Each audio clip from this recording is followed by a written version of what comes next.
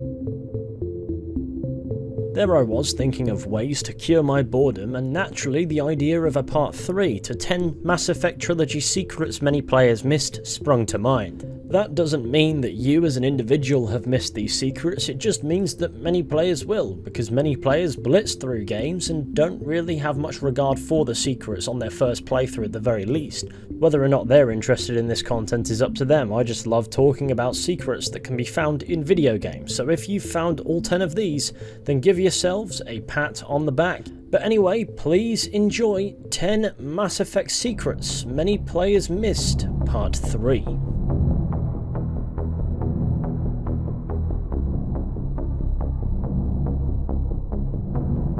Of course, before we begin, spoiler warning for the Mass Effect Trilogy. I'm not entirely sure why I didn't do that for the other 2 parts, but hey, you live and learn. Secret number 1 is the fate of Joker's family in Mass Effect 3.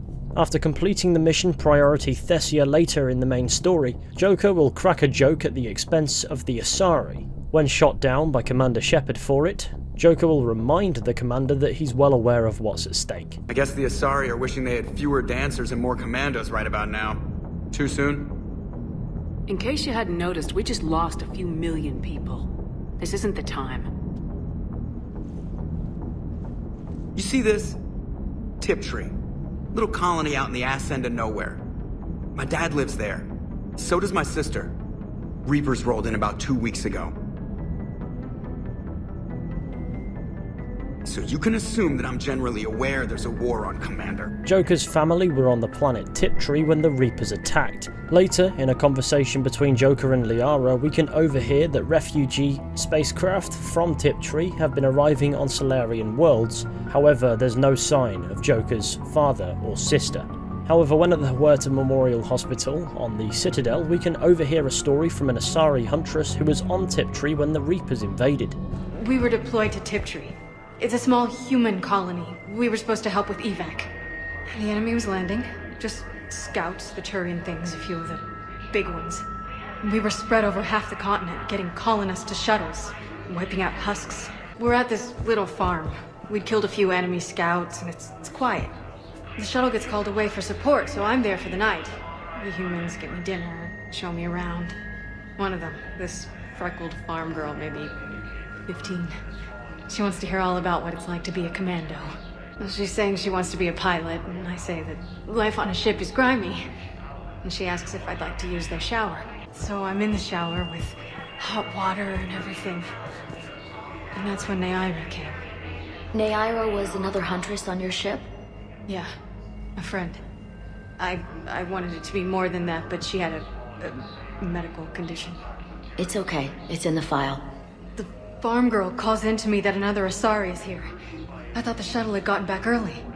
I come out in a towel and Naira walks through the door. But it wasn't her. Not anymore. She's got this glow. And the Reapers. They did to her what they do to everyone. She's covered in, I don't know, glowing. She reaches out. Her eyes go black. And she touches one of the farmers, and he just dies. They panic. She rips them apart. Sometimes touching, sometimes opening them up with biotics. The humans are turning into liquid. And I'm there, in my towel with no gun. And husks start pouring through the door. Goddess. So I ran.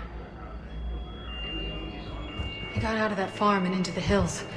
I pulled the farm girl after me. All I wanted to do was live through the night. Nobody else could have done more. But morning came and no shuttle.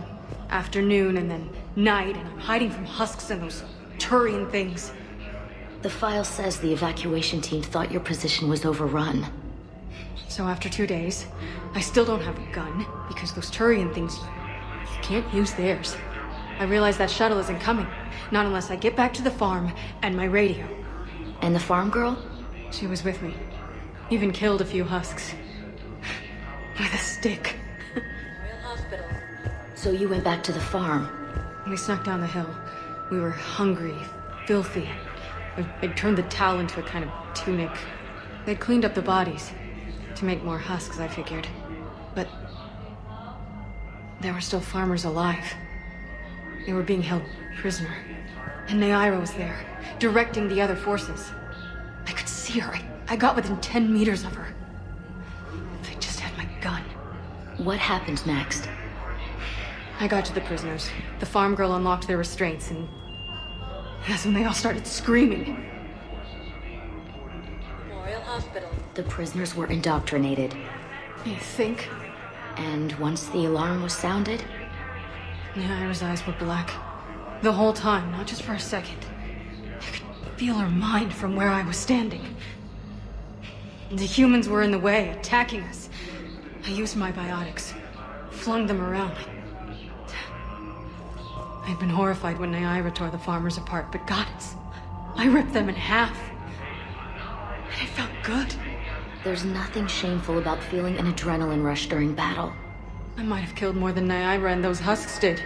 She wanted them alive, to turn them, and I... And you survived. We tried to run, again, but we were blocked. And the farm girl? Her leg was broken, bleeding bad. I knocked down a wall in a barn with a big warp field. I was so proud of that. And we hid. They must have searched for you. I'm an Asari huntress. No damn husk is gonna find me unless I let it. But the farm girl who was with you? Her leg was broken. She was whimpering, and in Naira, I saw her through a hole in the boards.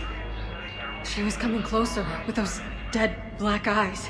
And Hillary, the farm girl, she couldn't stop crying. They were gonna hear. What did you do? What do you think? The Hillary in this story would later be confirmed by writer Patrick Weeks to be Joker's sister, meaning that during the events of Mass Effect 3, Joker's father and sister were killed during the Reaper invasion of Tiptree, and at no point does he get confirmation. However, it's implied that Hillary may have survived were the Asari not forced to kill her. Secret number 2. During Samara's loyalty mission in Mass Effect 2, you join Samara in hunting her Ardat Yakshi daughter. Now, the Ardat Yakshi have a particular defect that affects their nervous system, and during mating will completely overpower and dominate a partner's, which would hemorrhage the victim's brain and cause death.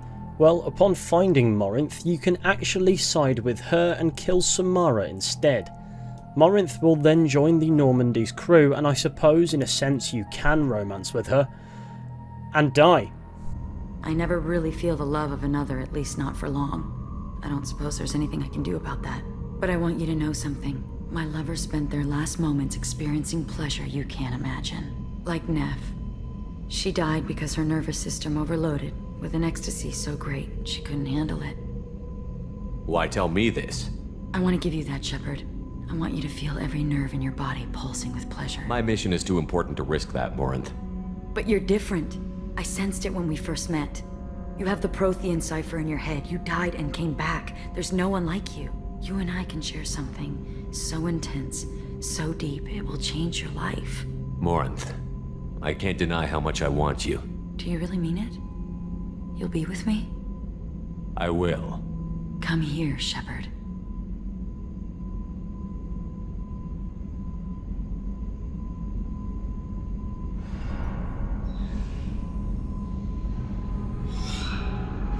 Embrace eternity.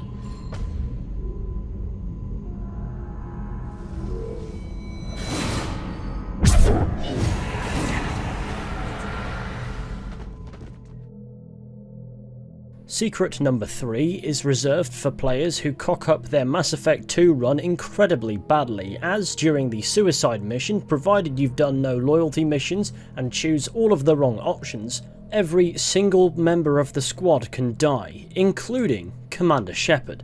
I feel like to mess up that badly though, you have to deliberately go out of your way to do so, but I'm assuming the vast majority of Mass Effect fans know about this one, so we're going to move on quickly.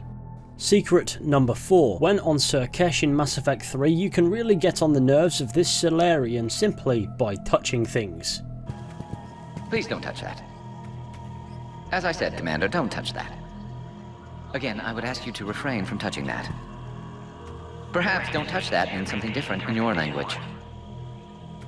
I would rather not refer this matter to the human embassy. Touch it all you want. You'll never find out what it does. Are humans really so deprived of stimulus that they must insist on touching everything? I'm afraid if you keep touching that, you risk a diplomatic incident. Further manipulation of that object is grounds for further admonishment. Really? You must stop touching that. Once more, the Salarian Union formally requests that you not touch that. Fine. If you are so enamored of that object, then I suggest you get your own feces analyzed. We've already been down that road. No more. Secret number 5. If you carry out Zaeed Masani's loyalty mission after the suicide mission, in which he hunts down his former friend and gang leader Vito, with no regard whatsoever for human life, you can leave him behind to die. You can't be serious. You need me. Screw you, Skeptic.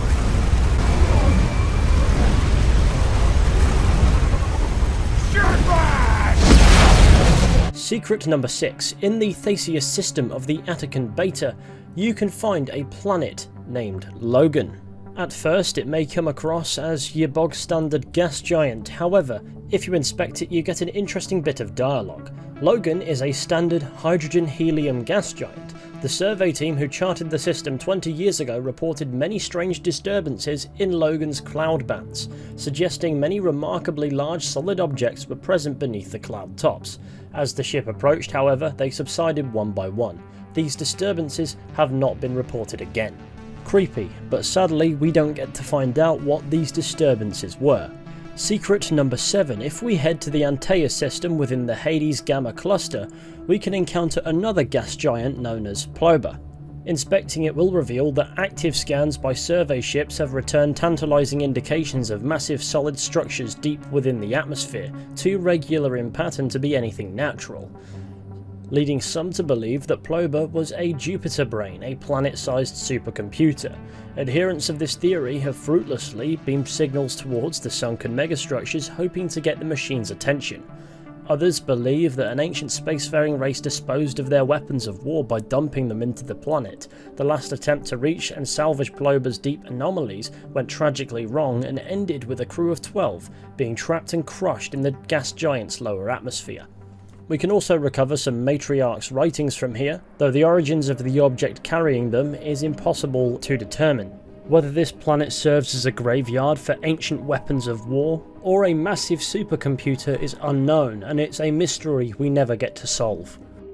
Secret number 8 brings us down to the medbay in Mass Effect 2, where we can interact with Morinth Solus. Of course you can interact with your crew aboard the Normandy on a regular basis, however sometimes they won't have anything to say and will simply ask if you could ask them later.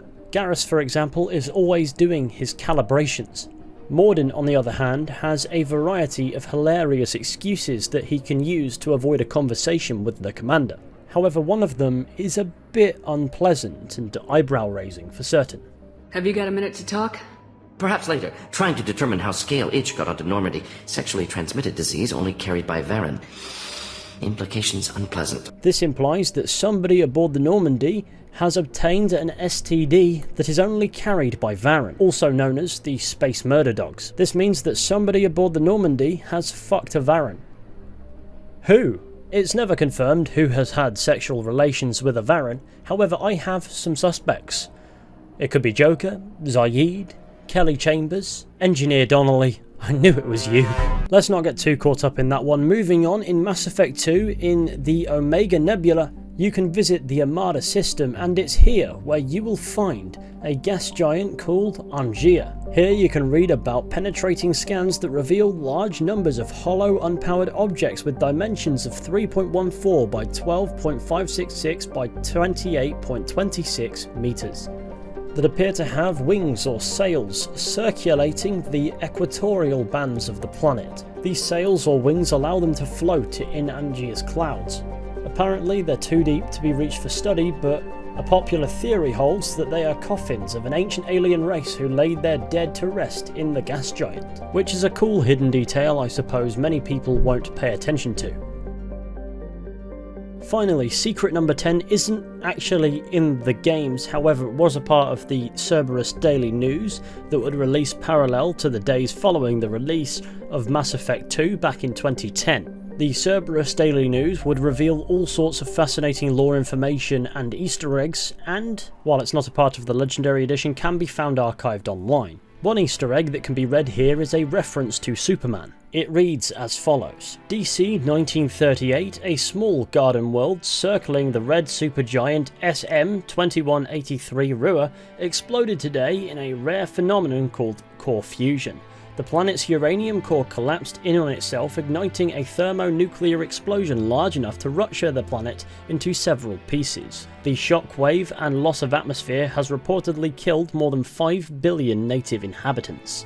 There is one known survivor, an infant rocketed from the planet in an FTL escape pod picked up by the human cruiser MSV Kent. The inhabitants of the planet, previously unknown to the galaxy, were a spacefaring race who use crystalline matrices for their computing needs. The infant has been taken to medical facilities in the local cluster where he is breathing gases in a ratio similar to the atmosphere of his home planet: 65% nitrogen, 20% oxygen, and 15% krypton. DC 1938 references Superman's first appearance in DC Comics in 1938. MSV Kent references the Kent family who found the alien boy who would become Superman. And the nods go on. I think it's a pretty cool reference. Anyway, that brings us nicely to the end of today's video on 10 more Mass Effect Trilogy secrets that many players missed. Maybe you didn't. Let me know, of course, down in the comments section, and of course, point out any other secrets you'd like me to explore. Whether they are Mass Effect related, Red Dead related, The Witcher 3 related, Skyrim related, or any other game I'm yet to cover in this series, let me know about it down in the comments section. I look forward to reading what you have to say.